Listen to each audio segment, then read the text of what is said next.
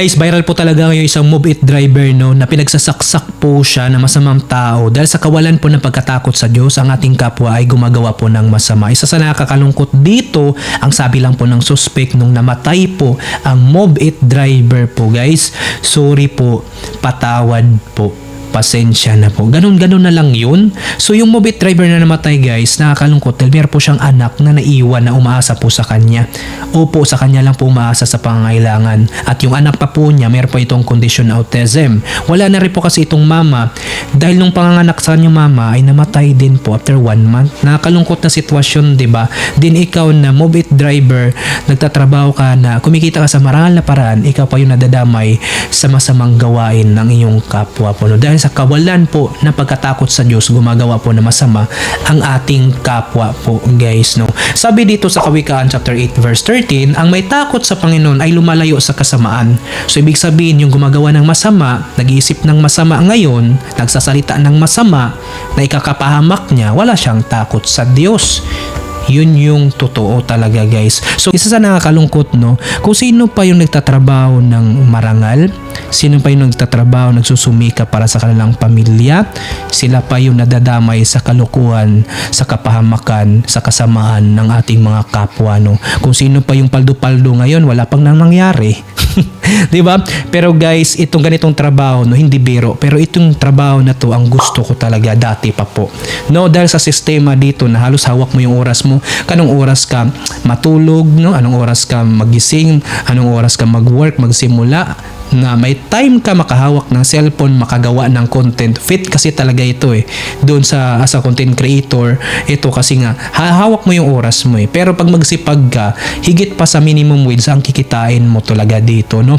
So hindi ka gaya doon sa pag-iempleyado 9 hours to 12 hours mo doon ay nasa kumpanya. Tas pag humawak o magpahinga ka, humawak ka ng cellphone, ay talaga namang meron magsisip-sip sa'yo. Bakit ka nagpapahinga? Oras na ng trabaho. Pero doon, hindi rin biro po no, ang trabaho sa mga rider, sa Lalamove, Move It, Joyride, Angkas, hindi rin po biro guys, kasi nga kaya ako umayaw dyan kasi nga grabe 50-50 ang buhay mo dyan talaga, no? Kasi kahit wala pang masamang tao ngayon, sa pagdadrive pa lang crowded na sa syudad, ang dami talagang sasakyan. Kung nag-iingat ka man, hindi naman nag-iingat yung iba, nadamay ka. 'Di ba? Pero mas maganda pa rin nag-iingat tayo, Holy Spray. Lalo na ngayon na meron pang mga masasamang tao pa. 'Di ba? So nadadamay kasi merong mga interes sa pera, lalo pa po sa motor mo, paganda-ganda ka ng motor, no? Okay na yung click, panghanap buhay talaga yan, no? Pero dahil nagpapaganda ka ng motor, pinagka-interesan ng mga kasamaan, trip nila yung motor mo, ayan, napag-isipan tayo ng hindi kagandahan, napapahamak tayo, no? So pagka ganung mga senaryo, no, na ang mga tao ay gumagawa ng masama, kawalan po kasi ng pagkatakot po sa Diyos yan, no? Kawalan ng pagmamahal at pananampalataya po sa Diyos yan. Kaya walang pamalasakit sa kapwa at pagmamahal po. So wala silang takot talaga. So meron kong share sa inyo, no? Kawikaan chapter 16 verse 6, kung minamahal natin ang Panginoon ng may katapatan, patatawarin niya ang ating mga kasalanan. Guys, nobody's perfect. Lahat tayo nagkakasala po dito. Pero only Jesus Christ, pag lumapit po tayo sa Kanya, babaguhin niya po ang ating pananaw sa buhay, babaguhin niya ang buhay natin po. So pag once na meron ka ng pagkakilala ng lubusan at totoo sa Diyos, so nag-iingat ka na sa inyong kinikilos, sa inyong gawa, sa inyong salita at pag-iisip po.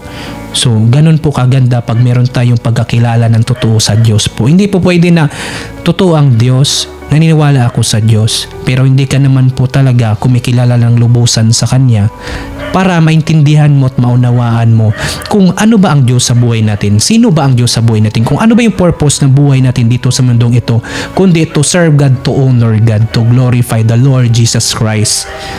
So ano ba yung mabe-benefit natin kung meron tayong pagtakot sa Diyos? So ito guys, kung may takot tayo sa Kanya ng may paggalang, makalalayo tayo sa kasamaan. Guys, kaya tayo gumagawa ng kasamaan dahil po wala tayong pagkatakot sa Diyos. Wala tayong pagkakilala sa Kanya. No? Tandaan po natin, ang paggawa ng masama ay nakakapahamak po iyan. napakaganda na gumawa po ng talagang mabuti, no? Napakaganda na mayroon tayong pagtakot po sa Diyos. Sabi dito sa Kawikaan chapter 14:27, ang pagkatakot sa Panginoon ay napapabuti at nagpapahaba ng iyong buhay at maglalayo sa iyo sa kamatayan. 'Di ba guys? Yung isang tao kasi pag masama napapahamak, napapadali ang buhay. No?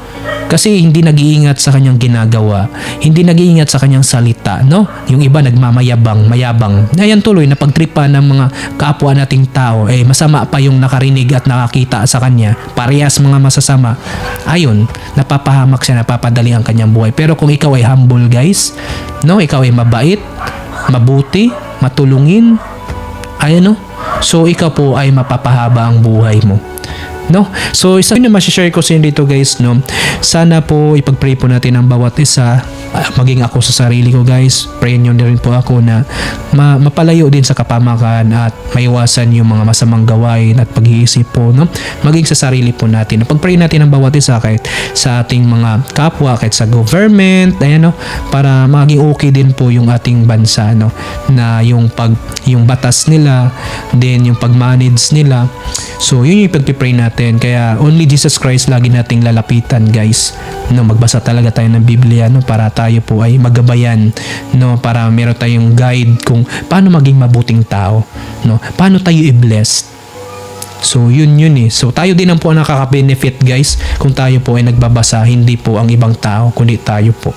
So sabi nga doon, no, nakakapahabang buhay itong pagbabasa ng Bible at pagsunod dito.